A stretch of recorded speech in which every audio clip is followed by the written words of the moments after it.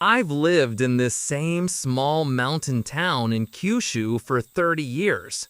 Nothing ever really changes here. Summer nights are brutal. The air gets so humid it feels like the walls themselves are sweating. Even with the AC on, the room stays sticky and warm, as if the outside humidity is slowly flooding in. That evening, I'd come home from work, taken a shower, and reheated the grilled mackerel my mom had left for me. The smell of fish and soy sauce clung stubbornly to the air, even with the kitchen fan running. When I finished eating, the clock on the wall read 11:07 p.m. Not sleepy at all. If I turned off the TV, the only sounds were my breathing and the low hum of the refrigerator. That kind of silence always made my thoughts spiral. I'd been like that since I was a kid. Silence made me restless. The room somehow felt even more humid than before. A thick, damp layer of air pressing against my skin. Guess I'll take a walk. I stood up and went to the front door. When I slid open the old aluminum frame, a wave of heavy, wet air rushed into the house. Muggy, oppressive, alive. The narrow road outside was lit by a single streetlight. A swarm of tiny bugs floated lazily in its glow. Every house on the street was already dark. The abandoned house across from mine sat in pitch-black stillness, its broken sliding door revealing only a hollow darkness that smelled of dust and years of neglect. Behind my house, the mountain rose abruptly. At night, bamboo clacked and rustled in the wind, a familiar sound no one here paid attention to anymore. I could have taken the car, but tonight I felt like walking. I headed out into the warm darkness, my t-shirt already sticking to my back. Humid as hell.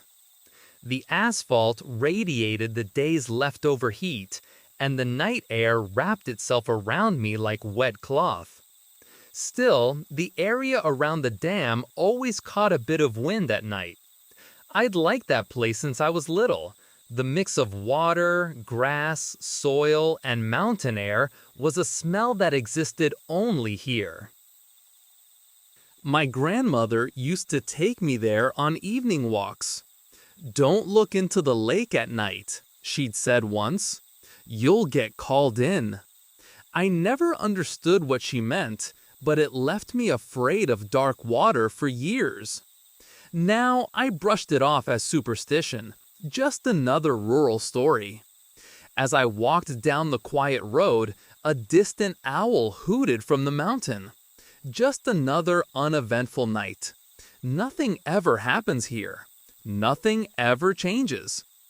I had no idea that this would be the last night my world felt normal.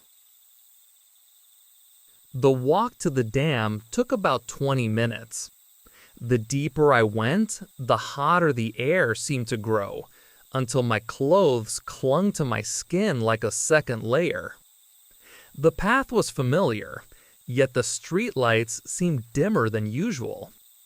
When I reached the bottom of the hill, a chorus of frogs erupted from the bushes, a typical summer sound.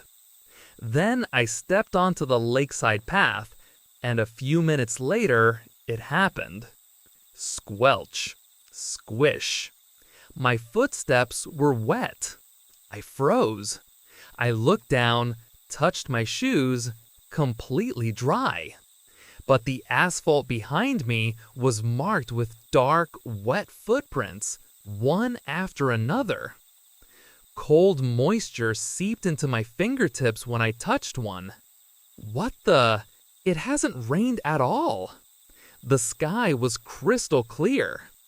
I kept walking, but the wet footsteps followed me everywhere. My shoes stayed dry. I didn't want to think too hard about it. Fatigue maybe, imagination. That's what I told myself. Halfway down the path, the air suddenly grew heavier. Not just humid, thick, wrapping, alive.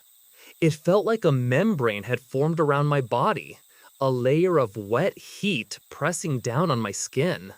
Breathing became difficult, as if my throat was stuffed with damp cotton. Way too humid, even for here. My voice sounded small in the heavy night air. Then I stepped under a street light and my shadow stretched out before me. And my skin crawled. My shadow moved half a beat slower than I did. I lifted my leg.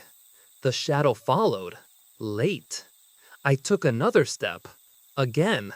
Late. The edge of the shadow shimmered as if it were wet. I kept moving, but my heartbeat was ringing in my ears. I reached the metal railing overlooking the dark lake. That was when the water began to ripple. Not from wind, not from anything natural.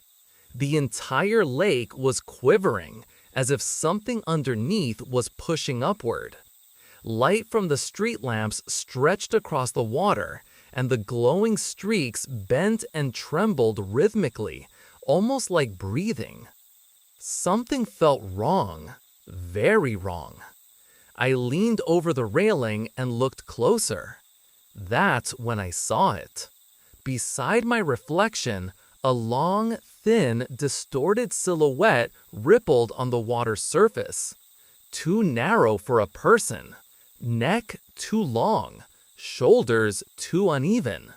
When I moved, that silhouette trembled, but not in sync with me. It moved as if it had been waiting.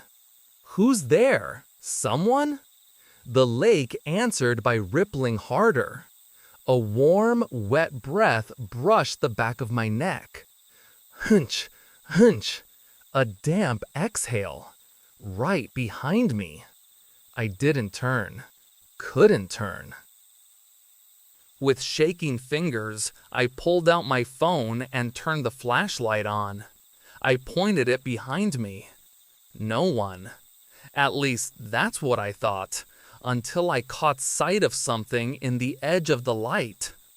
A bundle of dripping black hair lying on the ground like seaweed washed ashore. The strands quivered as if something underneath was breathing. From beneath the hair, a single finger emerged. Thin. Too many joints. A nail so long and pale it looked rotten. It pressed against the asphalt and jur made a sound like someone sucking water from a soaked cloth. It was drinking, absorbing the moisture from the footprints I had left behind. The hair lifted slightly. There was a shape underneath, a face, or something like it. I didn't wait to see more. I ran. No matter how fast I ran, my footsteps stayed wet. Squelch, squish, splurch. The path was dry. Only my steps made noise. Something wasn't chasing me, but its breath followed me everywhere. Shimeta, nureta kokyu. My back grew cold, as if droplets were landing on it. I could feel something moving with me, not above, not behind, around me, through me. When I reached a brighter section of the path, I dared to look at my shadow. There were two. One was mine. The other was a warped, elongated silhouette that clung to the edges of my shadow like a parasite. Please stop, please. The words came out broken. I burst into the parking area by the dam, and under the brightest street lamp stood it. The wet woman. Up close, she wasn't like any ghost story I'd heard. She was worse. Her entire body glistened as if wrapped in a membrane of water. Skin, if it was skin, was gray-green and slick. Her soaked black hair hung in thick clumps, dripping steadily. Her face was too low, as if her neck bent wrong. Her eyes were deep black orbs that didn't reflect light. They swallowed it. From her torn mouth hung strands of clear liquid that evaporated before touching the ground. She wasn't standing. She floated, 5 centimeters above the asphalt. But along the ground beneath her, handprints appeared, one after another, wet, warped, and spreading outward. She tilted her head slowly, and her facial skin pulled upward in a grotesque imitation of a smile. I couldn't breathe. I woke up in my futon. I didn't remember walking home. Didn't remember unlocking the door. Didn't remember lying down. My phone was neatly placed beside me. My clothes were folded. My shoes were lined up by the door. But I hadn't done any of that. When I stepped onto the floor, my foot hit something cold, wet. The tatami was drenched. I froze and slowly pointed my flashlight downward. Handprints. Wet, deformed handprints trailing across the hallway, from the front door, down the hall, to my room, to my futon. The final handprint was pressed onto the wall right beside my pillow. Its moisture hadn't dried. My shirt stuck coldly to my back.